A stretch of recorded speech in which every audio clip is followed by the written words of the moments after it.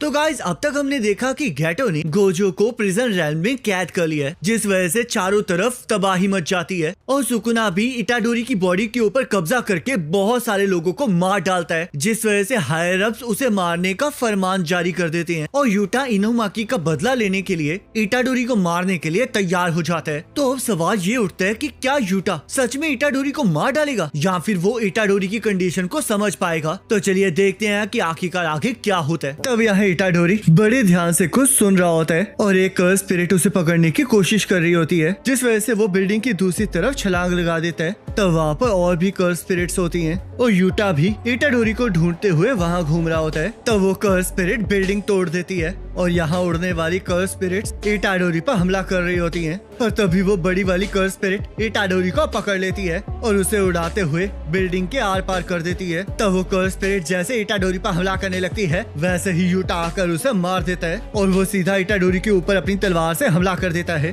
पर इटाडोरी उसकी तलवार को रोक लेता है। तब हमें कुछ टाइम पहले का सीन दिखाया जाता है, जहाँ पर हम ज़ेनिन क्लैन के हेड नायोबितो का घर देखते हैं और वहाँ पर उससे मिलने उसका बेटा नाओ आया होता है, जो कि केयर टेकर से पूछ रहा होता है कि क्या माई मर चुकी है। इस टाइम आपको क्लैन के हेड बनने पर फोकस करना चाहिए और ऊपर से जो मर रही है उसका नाम माई नहीं बल्कि माकी है। ये बात है, वैसे माई बहुत खूबसूरत है पर माकी किसी काम की नहीं है, क्योंकि उसे नहीं पता कि एक मैन को कैसे सपोर्ट करते हैं और जो लड़की एक मैन के पीछे नहीं चल सकती वो वर्थलेस होती है, जिस वजह से माई अच्छी है। तो नायोया एक रूम में पहुंच जाता है जहाँ पर उसका अंकल ओगी ज़ेनिन और उसका कजिन जिनिची ज़ेनिन उसका इंतजार कर रहे होते हैं। तुम्हारा बाप मरने वाला है और तुम इतनी लेट आ रही हो। माफ करना, पर मेरे आने ना आने से कोई फर्क नहीं पड़ना था, क्योंकि ज़ेनिन क्लैन का नेक्स्ट हेड तो मैं ही बनूंगा। मेरे दोनों बड़े भाई यूजलेस हैं और चाहे आप मेरे फादर के छोटे भाई हैं तब भी आप यूजलेस हैं,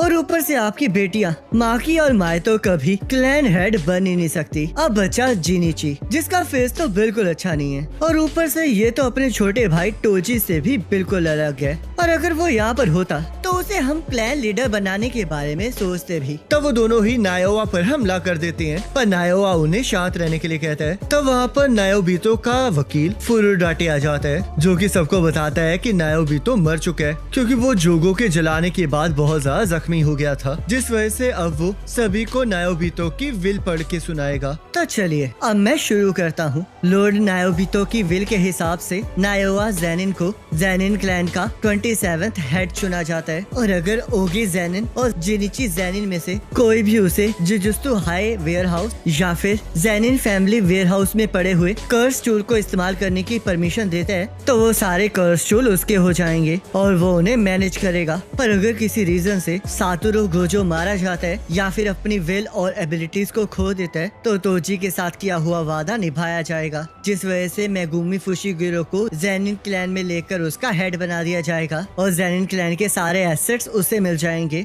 तो ये सुनकर नायोवा बहुत ज्यादा हैरान हो जाता है और उसे पूरा यकीन होता है कि ओगी और जिनिची को इसमें कोई प्रॉब्लम नहीं होगी, क्योंकि उनके लिए तो नायोवा के अलावा कोई भी हेड सही रहेगा। तब नायोवा अपनी केयर टेकर से फुशिगिरो का पता पूछने लगता है, जिस वजह से वो केयर टेकर उसे बताती है कि फुशिगिरो इस टाइम सकुना की वेसल इटाडोरी को ढूंढ रहा है, जिस वजह से नायोवा ये तय करता है कि अब वो इटाडोरी के पीछे जाएगा ताकि वो फुशिगिरो तक पहुंच सके और उन दोनों को मार सके, ताकि वो बिना किसी अड़चन के ज़ेनिन क्लैन का हेड बन सके। तो इटाडोरी शिबुया के हुए इंसिडेंट्स को याद कर रहा होता है और चोसो उसके पास आ जाता है। इटाडोरी, तुम्हारी इंजरीज कैसी हैं? वैसे तो मैं ठीक हूँ, पर जिस जगह पर मुझ पर ब्लैक फ्लैश से हमला हुआ था उस जगह पर मुझे अभी भी दर्द हो रहा है, और मैं ठीक पक्का सिर्फ सुकुना की वजह से होऊंगा, क्योंकि मैं ये महसूस कर पा रहा हूँ कि उसकी ताकत बढ़ती ही जा रही है। इटाडोरी, तुम्हें मेरे बारे में चिंता करने की कोई जरूरत नहीं है, जिस वजह से तुम जुजुत्सु हाई वापस जा सकते हो, क्योंकि मुझे अपने बाकी भाइयों की अस्थियों को वापस हासिल करना है। मैं तुम्हारे बारे में चिंता नहीं कर रहा हूँ, और ये इस बारे में भी नहीं है कि मैं वापस जाना चाहता हूँ या नहीं। सुकुना फुशिगिरो को लेकर कोई चाल चल रहा है और ऊपर से मैंने बहुत सारे लोगों को मार डाला है, जिस वजह से अब मैं सबके साथ नहीं रह सकता। पर क्या तुम ठीक हो चोसो, क्योंकि मैंने तुम्हारे भाइयों को मारा है?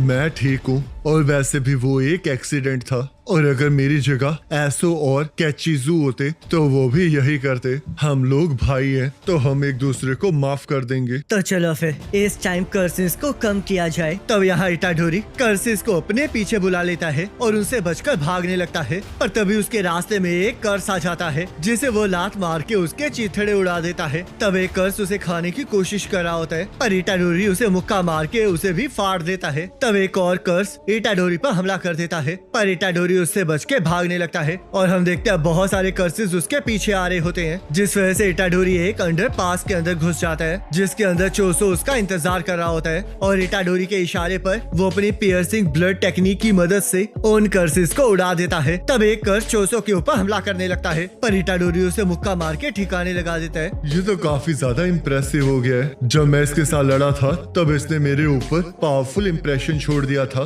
पर अब ये पावरफुल के साथ साथ थोड़ा शांत भी हो गया है, जिस वजह से ये कर्स एनर्जी को बड़ी आसानी से मैनिपुलेट कर रहा है और इसके अंदर एक्स्ट्रा ऑर्डिनरी फिजिकल स्ट्रेंथ भी है। ये सच में किंग ऑफ कर्सेस है और अभी तक तो ये अपनी फुल स्ट्रेंथ पे भी नहीं है। तुमने सच में कमाल कर दिया मेरे छोटे भाई। क्या तुम अभी भी ये कह रहे हो? जब तक तुम ये मान नहीं लेते तब तक मैं ये कहता रहूंगा। तो अचानक से नायोआ वहाँ पर आ जाता है और फुशिगुरो के बारे में पूछने लगता है, पर उसे फुशिगुरो कहीं दिखाई नहीं देता और वो इटाडोरी से पूछने लगता है कि आखिरकार वो वहाँ पर कर्सेस को क्यों मार रहा है, क्या वो भागना नहीं चाहता? तो इटाडोरी उससे पूछने लगता है कि आखिरकार वो भागेगा क्यों, जिस वजह से नायोआ उसे बताता है कि उसकी मौत का फरमान जारी हो चुका है क्योंकि अब गोजो उसे प्रोटेक्ट नहीं कर रहा है, जिसे सुनकर इटाडोरी हैरान हो जाता है और उसे याद आता है कि इन्होंने भी उसे यही बताया था कि गोजो के कारण बहुत सारे लोगों की जान बची हुई है। तब नायोआ इटाडोरी को बताने लगता है कि वो वहाँ पर फुशिगुरो को ढूंढते हुए आया है, पर क्योंकि उसे अब वो मिल गया है तो वो उसके हाथ पैर तो तोड़ ही सकता है, क्योंकि उसे कोई फर्क नहीं पड़ता है कि इटाडोरी जिए या फिर मर जाए। तो इटाडोरी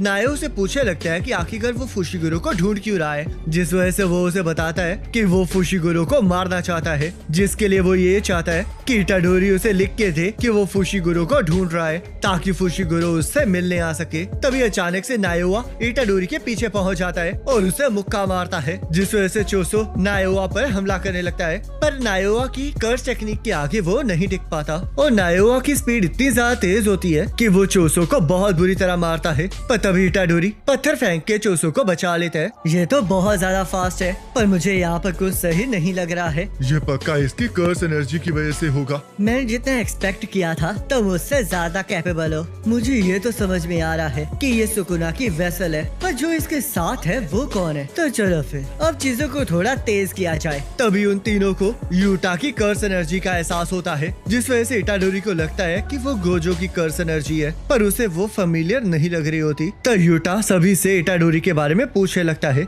जिस वजह से चोसो को समझ में आ जाता है कि वो इटाडोरी को मारने आया है और तभी यूटा नीचे लैंड करते हुए एक दीवार को तोड़ देता है। तो नायोआ यूटा को समझाने लगता है कि वो उसका साथी है और यूटा का नाम सुनते ही इटाडोरी को याद आता है कि यूटा वही सेकंड ईयर का स्टूडेंट है जिसके बारे में फुशिगुरो ने उसे बताया था और वो भी गोजो की तरह स्पेशल ग्रेट सॉर्सरर है। तो यूटा नायोआ से उसके बारे में पूछने लगता है, जिस वजह से नायोआ उसे बताता है कि वो माकी का कजन है और वो वहाँ पर उसी की तरह यूजी को मारने आया है, जिस वजह से वो उसके रास्ते में नहीं आएगा। इटाडोरी तुम्हें यहाँ से भागना चाहिए क्योंकि ये नायोआ बहुत ज्यादा तेज है, जिस वजह से हम इससे बच के नहीं भाग सकते और इसीलिए मुझे इससे रोकना ही होगा। क्या तुम ठीक रहोगे? मेरी चिंता मत करो, यहाँ पर तुम टारगेट हो तो इसलिए बस यूटा से बचने की कोशिश करो और इसे देखकर लग रहा है कि ये बिल्कुल गोजो की तरह है और अगर तुम इसके साथ लड़ोगे तो तुम पक्का मारे जाओगे। तो नायोआ यूटा को बताता है कि वो इटाडोरी को मार सकता है, पर उसे कुछ टाइम के लिए हायर अप से ये बात छुपानी पड़ेगी क्योंकि वो किसी को मारने के लिए उसका इस्तेमाल करना चाहता है। तो यूटा उसके प्रपोजल को मान जाता है और उसे चोसो को संभालने के लिए कहता है ताकि वो इटाडोरी को मार सके। तो चोसो इटाडोरी को समझाता है कि ये सब कुछ खत्म होने के बाद वो लोग वही मिलेंगे जहाँ पर वो कल मिले थे,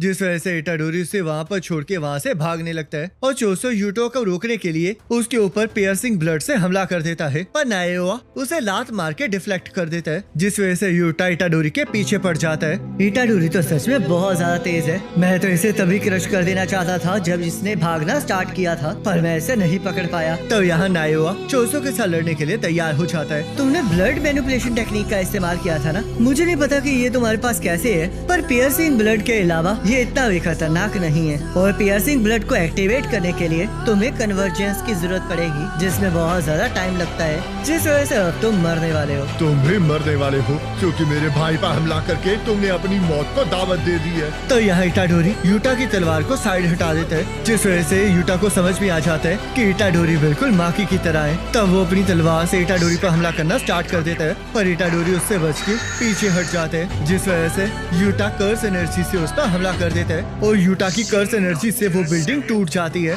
जिससे कि इटाडोरी बाहर जाकर गिरता है। क्या तुम सरप्राइज हो क्योंकि मैं पावर टाइप दिखता नहीं हूँ, फिर भी इतना ताकतवर हूँ? तो इटाडोरी सोचता है चाहे इसके पास स्ट्रेंथ ना हो, पर इसके पास बहुत सारी कर्स एनर्जी है और ये अपनी कर्स एनर्जी को बूस्ट करके ही अपनी स्ट्रेंथ की कमी को पूरा कर रहा है। वैसे तो सभी लोग यही करते हैं, पर जब ये करता है तब बहुत ज्यादा अलग होता है। तुम बिल्कुल मेरे ऑपोजिट हो। तो यूटा कहता है तो तुम्हें समझ में आ गया, मेरे पास गोजो सेंसेस से ज्यादा कर्स एनर्जी है, पर उनके पास 6 साइज है, जिस वजह से वो जब अपनी कर्स टेक्निक को एक्टिवेट करते हैं तब उनका एनर्जी लॉस बिल्कुल 0 होता है। और इसी वजह से जब परफॉर्मेंस की बारी आती है तब वो नंबर 1 पर है, क्योंकि मेरी कर्स एनर्जी तो खत्म हो जाती है पर उनकी कभी भी नहीं। तो चलो अब बातें काफी कर ली हैं, अब लड़ा जाए। तो यूटा इटाडोरी पर हमला करना स्टार्ट कर देता है और इटाडोरी उसके हमले को नहीं समझ पा रहा होता, जिस वजह से उसे टोडो की कही हुई बात याद आती है। जितना ज्यादा अच्छा सॉर्सरर होगा, उतना ही ज्यादा उनकी कर्स एनर्जी के फ्लो को रीड करना मुश्किल होगा। एक फर्स्ट रेट सॉर्सरर अपनी कर्स एनर्जी को बहुत अच्छे से मैनिपुलेट कर सकता है, जिस वजह से हम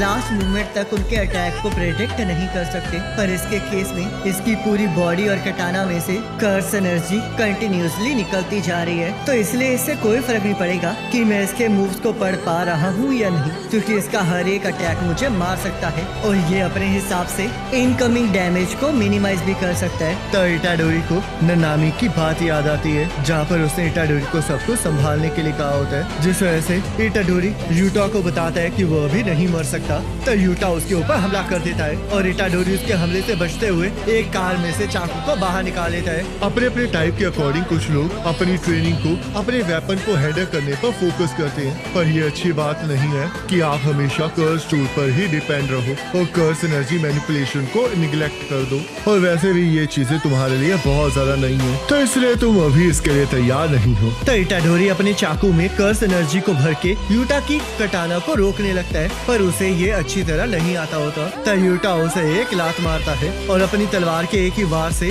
उसके चाकू और उसे काट देता है। और तभी इटाडोरी अपनी लात से यूटा की कटाना को भी तोड़ देता है, जिसे देखकर यूटा को यकीन हो जाता है कि इटाडोरी सच में गोजो सेंसे का ही स्टूडेंट है और इस वजह से उसे हराना इतना भी आसान नहीं होने वाला। तो इटाडोरी यूटा की तरफ बढ़ने लगता है, क्योंकि अब उन दोनों के पास भी कोई भी हथियार नहीं होता, जिस वजह से उसे लग रहा होता है कि वो यूटा को हरा सकता है। पर तभी रिका आकर उसे पकड़ लेती है और उसे पूछने लगती है कि आखिरकार वो लोग कर क्या रहे हैं, जिस वजह से यूटा उसे बताता है कि वो लोग तो बस खेल रहे हैं। अब आखिरकार ये रिका कौन है? क्या ये कोई शिकिगामी है? और आखिरकार ये आई कहाँ से है? मैं तो मूव भी नहीं कर पा रहा हूँ। आखिरकार ये किस तरह की स्ट्रेंथ है? तो यूटा रिका को इटाडोरी को पकड़ने के लिए कहता है, जिस वजह से यूटा